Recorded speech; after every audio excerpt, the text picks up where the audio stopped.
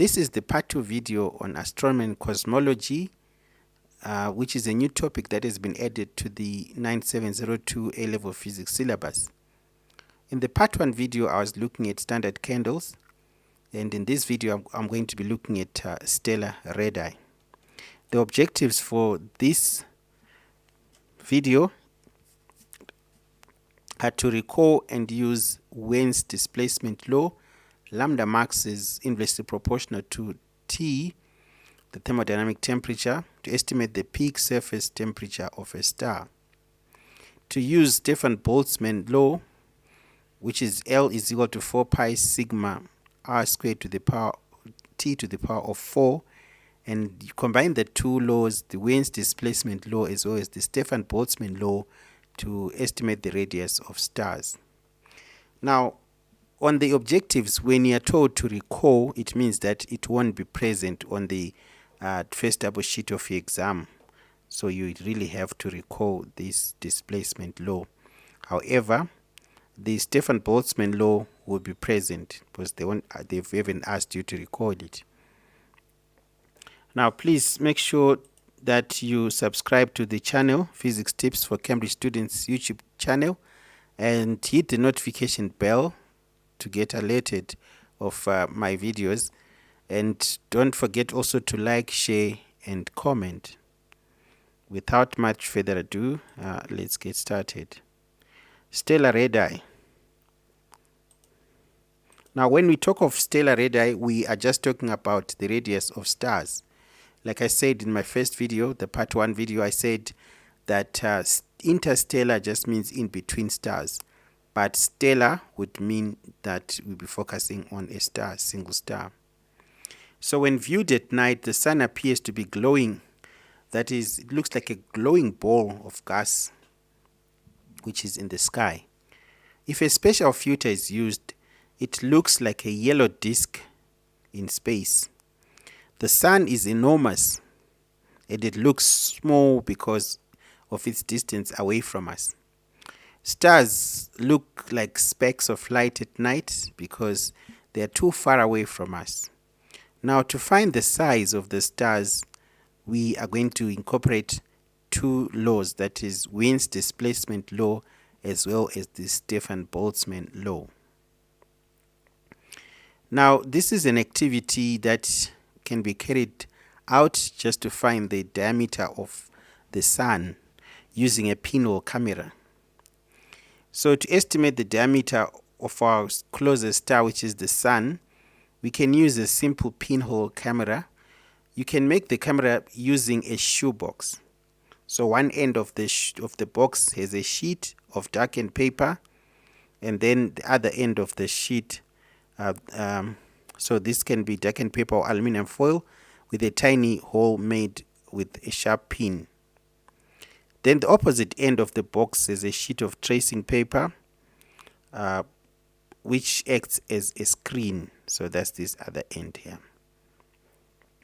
Now, a circular image of the sun will be formed on the screen when the camera is pointed towards the sun. Right, so using that, we can measure this distance here, the x, between the pinhole and the screen. The distance of the sun from the earth is known to be 1.5 times 10 to the power of 11 meters, and the diameter d of the sun can then be estimated using simple trigonometry. Now, the angle that is going to be formed up here, theta, if you say tan theta, it's going to be approximately, not equal to, but it's going to be approximately equal to d over x. So d over x. So which is approximately equal to big D, which is the diameter of the sun over 1.5 times 10 to the power of 11. That's simple trigonometry. So the angle that we measure here, tan of that angle is equal to this ratio here, the d over the x. So here will be big D over this big X now. So if we do that, we find the diameter of the sun to be 1.5 times 10 to the power of 11 times small d over x. Now, from this experiment, we can start our first example, which is example 3. A student conducting the same experiment and then found these results.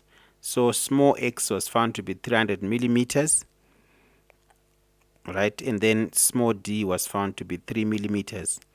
So we're just going to use the data to estimate the diameter of the sun. So applying the same thing, we are going to have our x is 3 millimeters. We convert that into meters, and then this 3 millimeters, convert that to meters as well. So this is how we're going to 1.5 times 10 to the power of 11 times 0.003 over 0.3. Okay, 3 millimeters over 300. Okay, so you're going to find the diameter of the sun to be 1.5 times 10 to the power of 9 meters. Now the actual value of the diameter of the sun is 1.4 times 10 to the power of 10 to the power of 9 meters. So determine the percentage difference between your calculated value and the actual value.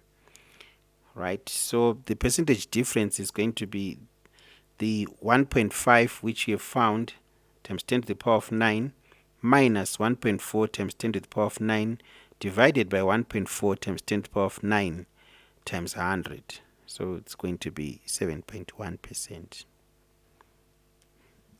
Now moving on to blackbody radiation. The hottest stars are bluish white in color, while cooler ones are a deep shade of red. There's a link that is between the observed wavelength of light and temperature. So you find the bluish white ones are the hottest ones, and then the red ones, like I gave this in the part 1 video, that if you use a filament lamp, you can, as you increase the current, the temperature inside also increases. So it starts off glowing red, then it ends up white, hot. So the table below shows the color of a star in the night sky and the range of its surface temperature. So as you can see, less than 3,700 kelvins, it glows red. Then when it's orange, it's between 3,700 and 5,200 kelvins. And then as you go up, blue to blue-white will be 10,000 to 30,000 kelvins. Greater than 33,000, the star appears to be blue.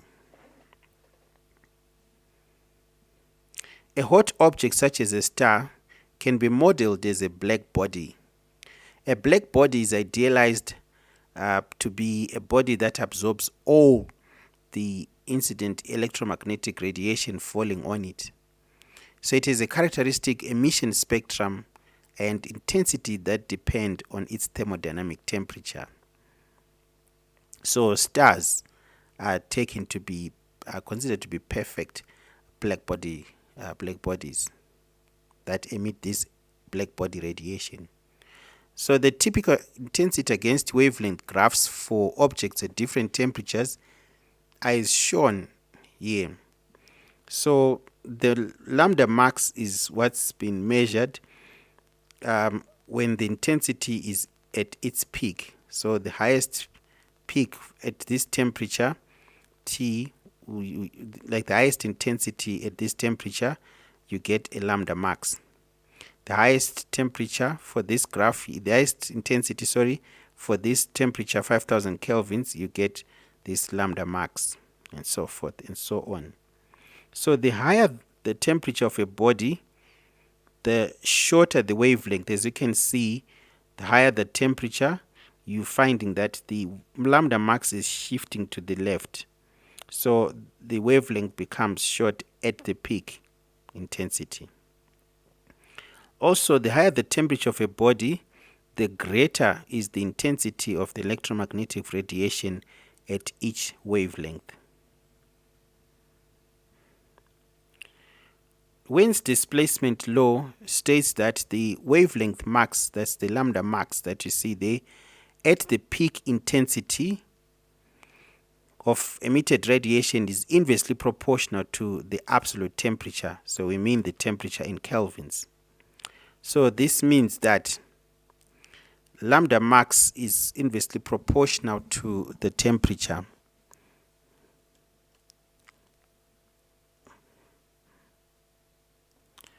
Lambda max is inversely proportional to the temperature.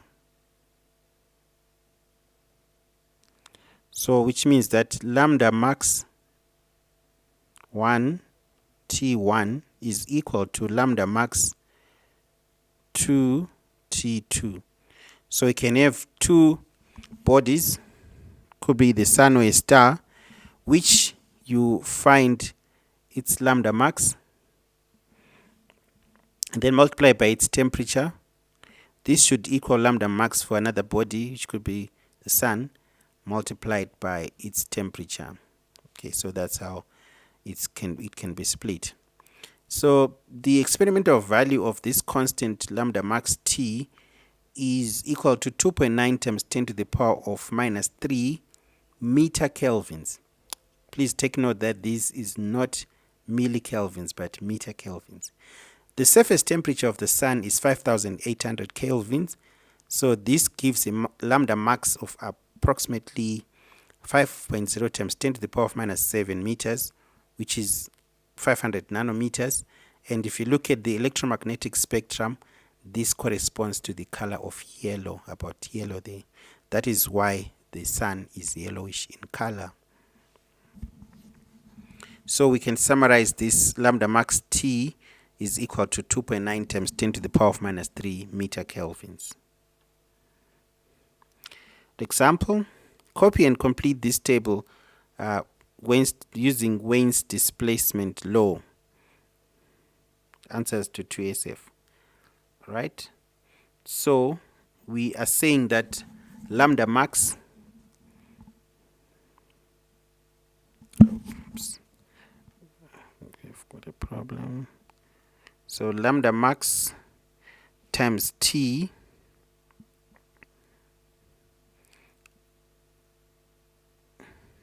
right? So lambda max times T is equal to the constant. So we can say that this is lambda. We want to find lambda max. So lambda max would be equal to the constant over T. So lambda max equals the constant K times T. Okay. Divided by T. That is. So for the sun, we have calculated it already, and it's giving us that. So we are just going to be saying this value of 2.9 times 10 to the power of minus 3, 2.9 times 10 to the power of minus 3 over the temperature. So for Polaris, it's going to be over 6,000, which is going to give you that value 480. And then for Canopus, this denominator changes to be 7,000. It's going to give you a value of 410. And then from there, we want to make T the subject of the formula. So knowing the wavelength, we can say T is equal to K over lambda max. That is for the last one. So this is going to give you 3,600 if you work it out. Let me know in the comment section. Stefan-Boltzmann law. Now, apart from the surface thermodynamic temperature, the luminosity of a star also depends on the size or the radius of the star. For a spherical object of radius r emitting blackbody radiation at thermodynamic temperature T, its luminosity is given by the formula L is equal to 4 pi r squared sigma T to the power of 4. Now L is the luminosity of the star in watts, and then R is the radius of the star, and then sigma is the Stefan-Boltzmann constant. T is the surface temperature of the star.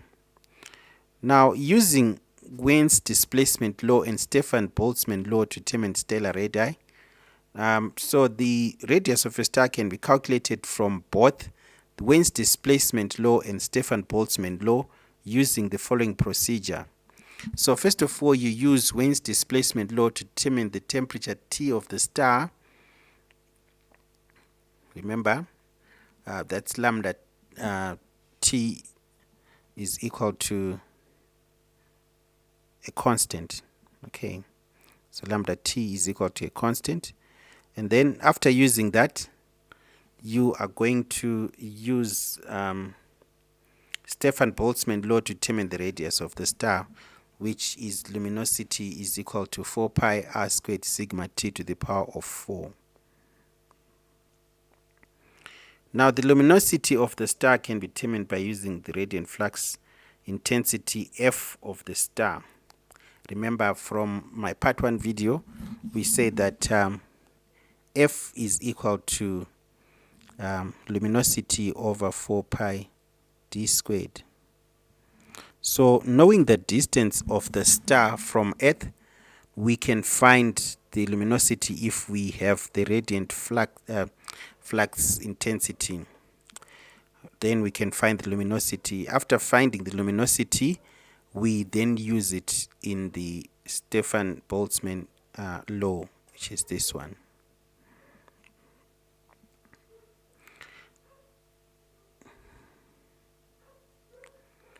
So I'm going to work out an example that illustrates this.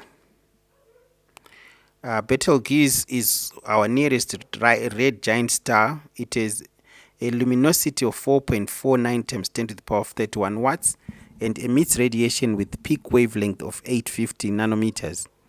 Calculate the ratio of the radius of Betelgeuse to the radius of the Sun, RS. So the first step is to write down Wien's displacement law. Lambda max T is equal to 2.9 times 10 to the power of minus 3 meter kelvins. Then if you rearrange that, you're going to find the temperature of, because here you are given lambda max, but you are not given the temperature. So lambda max is equal to 850 nanometers. So in meters, that's 850 times 10 to the power of minus 9. So the temperature would then be equal to 2.9 times 10 to the power of minus 3 divided by lambda max. And then that's going to give you the 3410 kelvins. Now, after finding the temperature, we can then use Stefan-Boltzmann law to find the radius. Okay. Since we are already given the luminosity in this question, 4.49 times 10 to the power of minus 31, so we can easily use it. So no need to go the route of standard candles. So 4 pi r squared sigma T to the power of 4 is our luminosity. So what we want to find there is the radius, which is that. So making it the subject of the formula, r squared will be equal to L over 4 pi sigma T to the power of 4. And then we find the square root to find the radius of Betelgeuse. Now if you do that, you're going to find 6.83 times 10 to the power of 11 meters. Now finally, to find the ratio of the radius of Betelgeuse to the radius of the Sun, we are given the radius of the Sun is 6.95 times 10 to the power of 8 meters.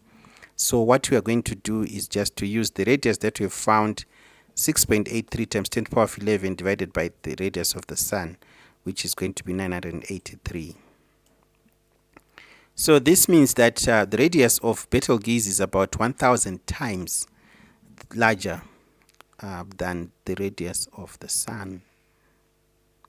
Now, just to go through a summary of these equations in stellar radii calculation. So first of all, you have the radiant flux intensity, which is equal to F, that's L over 4 pi d squared, where d squared is the distance between the star and the Earth. So this then coupled with Wien's displacement law, lambda max is equal to the constant 2.9 times 10 to the power of minus 3 divided by the thermodynamic temperature. It's going to be like this. And then the Stefan-Boltzmann law is L is equal to 4 pi r squared sigma t to the power of 4. So suppose you're not given the luminosity, what you're going to do is you're going to calculate the luminosity using the distance that you'll be given from the Earth.